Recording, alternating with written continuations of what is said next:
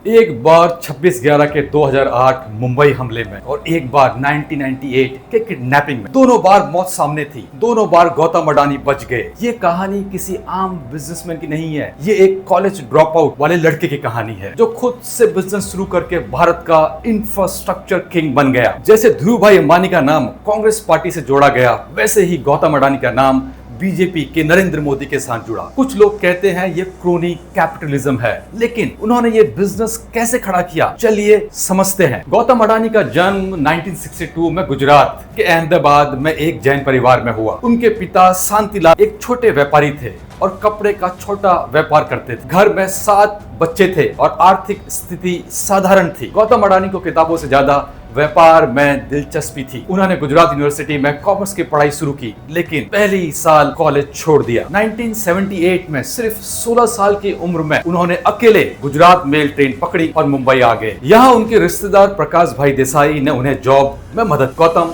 ने महिंद्रा ब्रदर्स में हीरे छाटने की नौकरी शुरू की। The job required extreme attention to detail. एक छोटी सी गलती से लाखों का नुकसान हो सकता था। यहाँ से उन्होंने बारीकी से काम करना सीखा। कुछ साल बाद उन्होंने खुद का छोटा डायमंड ब्रोकरेज खोला। उनकी पहली डील एक जापानीज खरीदार के साथ हुई थी, जिसमें 10,000 की कमाई हुई। ये रकम भले छोटी हो, लेकिन ये उनके लिए बहुत मायने रखती। यहाँ उनका पहला आत्मनिर्भर सौदा था। जब वो 19 साल के थे, उनके भाई मनसुख भाई अडानी ने उन्हें अहमदाबाद बुलाया। यहाँ उन्होंने एक पीवीसी फिल्म बनाने वाली फैक्ट्री में काम शुरू किया। पीवीसी फिल्म एक पतली प्लास्टिक की शीट होती है जिसका यूज पैकेजिंग में, जैसे चिप्स के पैकेट या दवाइयों की स्ट्रिप्स में यूज होता है। ये बिजनेस आसान नहीं था। कच्चा माल विदेश से आता था और उस समय भारत में इंपोर्ट करना बहुत मुश्किल और महंगा था। लेकिन 1985 में प्रधानमंत्री राजीव गांधी ने इंपोर्ट पॉलिसी को आसान किया।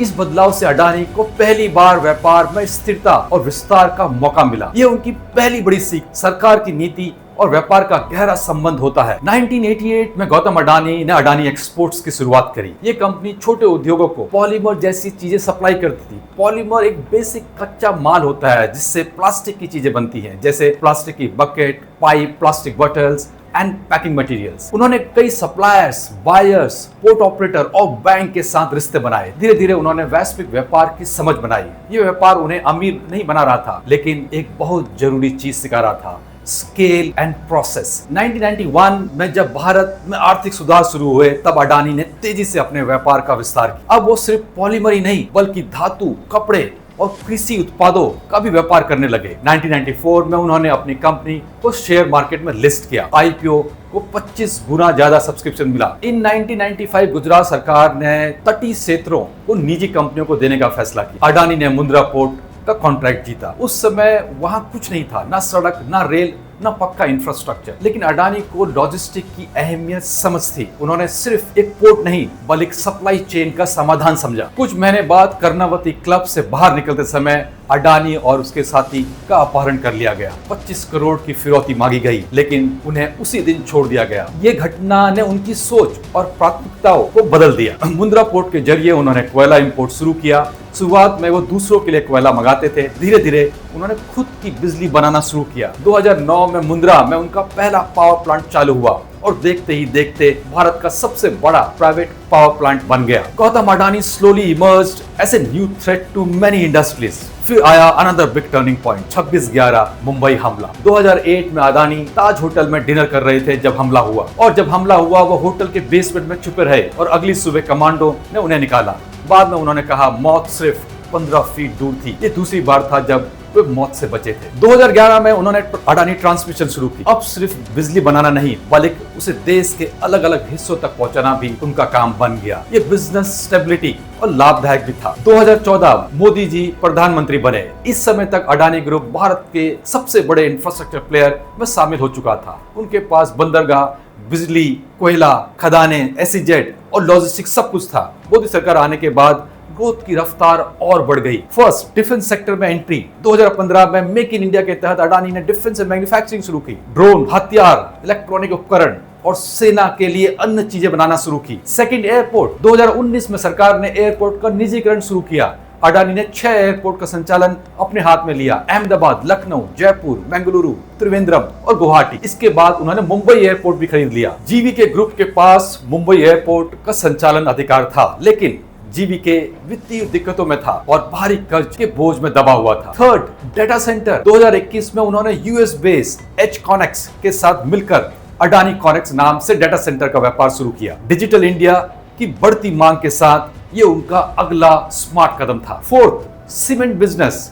2022 में अडानी ने होलसम की भारतीय कंपनियां एसीसी और अंबुजा सीमेंट्स खरीद ली। होलसम जो स्विट्जरलैंड बेस्ड है, दुनिया की सबसे बड़ी बिल्डिंग मटेरियल और सीमेंट निर्माता कंपनियों में से एक है। एक अमेरिकी कंपनी ने अडानी ग्रुप पर आरोप लगाए शेयर्स की हेराफेरी और अकाउंटिंग फ्रॉड्स के। अडानी ग्रुप के शेयर गिरे और कंपनी को $100 अरब का नुकसान हुआ। सेबी और सुप्रीम कोर्ट ने जांच की। 2024 में कोर्ट ने कहा कि अब तक कोई ठोस सबूत नहीं मिला है। ये घटना अडानी के लिए बड़ी परीक्षा थी जिसे उन्होंने पार किया। हिंडनबर्ग रिसर्च अब अपने काम को बंद कर चुका है। इसके संस्थापक ने जनवरी 2025 में कंपनी को समेटने का निर्णय लिया। While there was some relief from Hindenburg, 2024 में न्यूयॉर्क के एक अमेरिकी अदालत ने गौतम अडानी, उनके भतीजे सागर अडानी और अन्य सहयोगियों के खिलाफ आरोप लगाया कि उन्होंने भारत में सोलर एनर्जी के बड़े ठेके पाने के लिए सरकारी अधिकारियों को करीब $250 मिलियन से अधिक की रिश्वत देने की योजना बनाई और इस योजना को इन्वेस्टर से छुपाया गया था। आरोप में यह भी कहा गया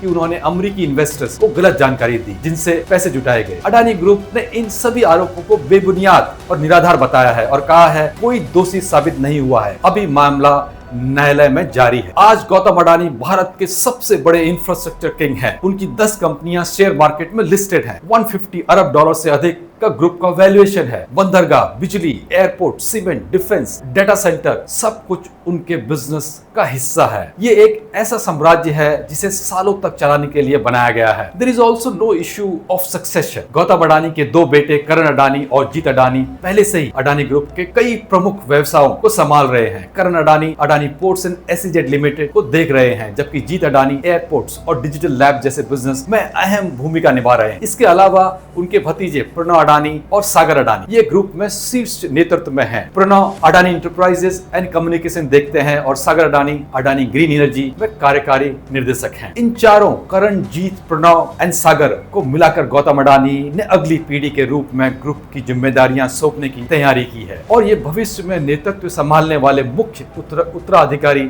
माने जाते हैं। जैसे कहते हैं व्यापार की दुनिया में उतार चढ़ाव तो तय है। अब असली सवाल ये है क्या अडानी का सफर यहीं थमेगा या राजनीति की उठापटक में उलझ जाएंगे या फिर आने वाले सालों में और ऊंचाइयां छुएंगे पहले से ज्यादा तेजी से। हम इस पर कड़ी नजर बनाए रखेंगे क्योंकि ये सिर्फ बिजनेस स्टोरी नहीं है, ये भारत के आर्थिक भविष्य की दिशा भी तय कर सकती है।